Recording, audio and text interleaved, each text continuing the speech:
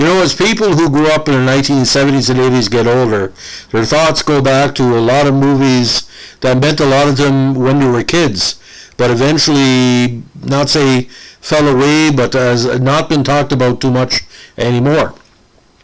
Now, Andrew Lippert, our good follower of the channel, brought this to my a very, very interesting romance movie starring Vincent Van Patten, Cloris Leachman, Eddie Albert. Now, there's different tropes in it, including hockey and Vietnam. And it's a Canadian movie. It's been called many things over the years, but mostly Yesterday.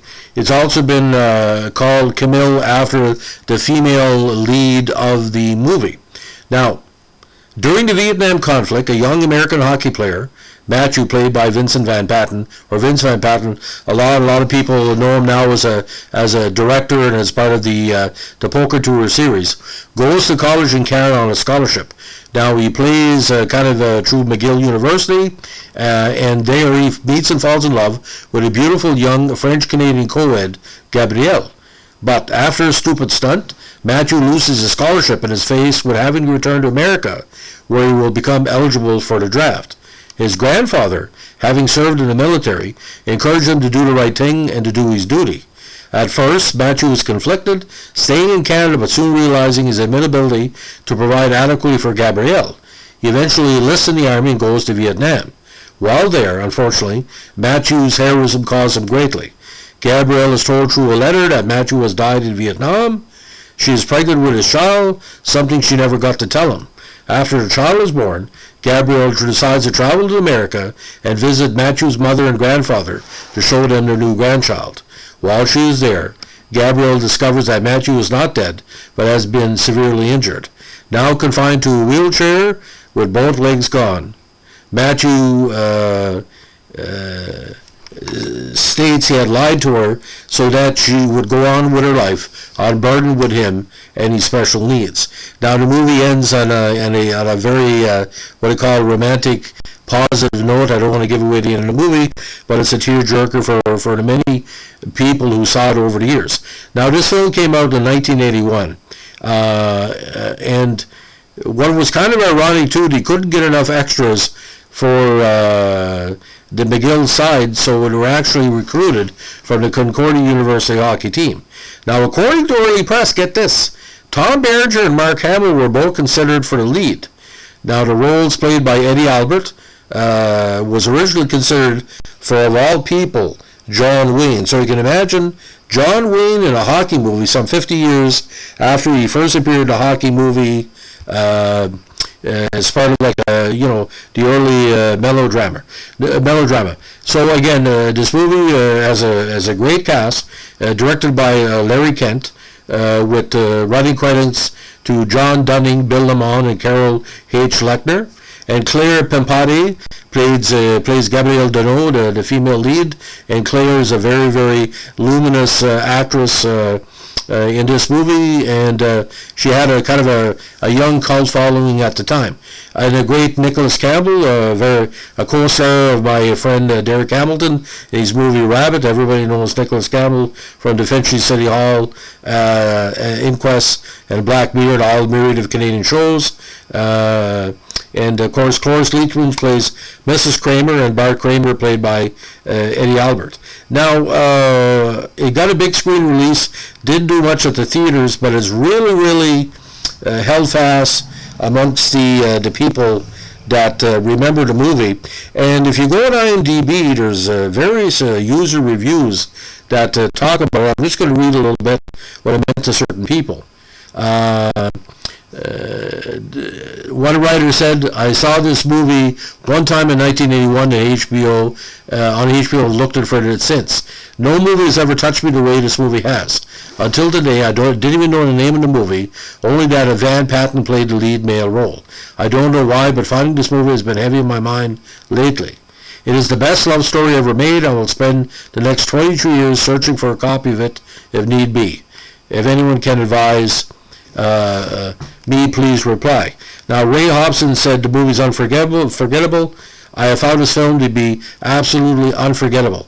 Obviously, after seeing many years ago, I am still touched by it. It was a love story that truly touched my heart.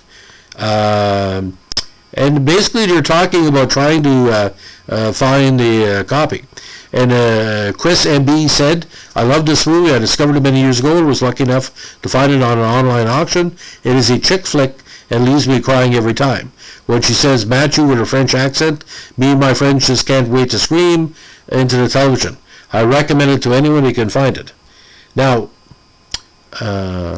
according to one called Danny BG, I'm so sorry I can't find this movie anywhere. I watched it 23 times in the cinemas in the 1980s, and it's impossible to find it on audio, video, or DVD or on the net. But this movie is amazing. Is that possible someone in the world would make it available again? I want very much to have it in my own movie collection. The story in this movie is nice, not only because of this strong love. They should make more such movies. Now, according to the last one we do, called by Tarzan also, I've been showing this film to high school students taking a film class for years. They love it because it has comedy and drama. The ending surprises them all. Great teaching tool to explain the French-speaking versus English-speaking Canadians, the Vietnam War. I always have good discussions about the characters, problems, and the choices that they made to solve these problems. Most of my students didn't even know that Quebec is a French-speaking province, had no knowledge of being drafted or draft dodging. Good film all around, great theme also. We all love Claire Pampari, the lead actress. Now, just a little recap, and Andrew would probably want me to do this. Talk a little bit about Claire Pampari. She did actually Ticket to Heaven with Nicholas Campbell as well. A very luminous young actress. And she also appeared in the Quebecois TV series called Passepartout. If anybody knows that, that's kind of comparable to a francophone version of Sesame Street, and that's where she got the majority of her early recognition. Now, she hasn't done much in English through the years, and that's our regret. Her last published work is Engagement in 2011, and quite a good young actress. Now, the idea about this type of movie, if you understand what the Vietnam War was all about, it was sometimes about lost loves or lost efforts or lost future. And the Van Pattens are a good acting family, very underrated. And Eddie Albert, Cloris Leachman always bring the best roles they can. And like I said, if you can find this any place, Andrew Lippert and the other fans of the movie would love you to maybe pass it on, as we say. A hidden treasure of the hockey genre. It's funny, all these Canadian movies involving hockey, some have been big or some have been forgotten.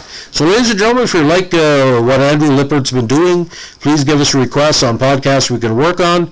We appreciate everyone that takes time to let us know. If you like what we're doing here, pass it on to friends. Don't forget to share podcasts that you enjoy. We're nearing 400,000 hits on the channel, and with no monetization and only word-of-mouth promotion, you make it work. So thank you so much.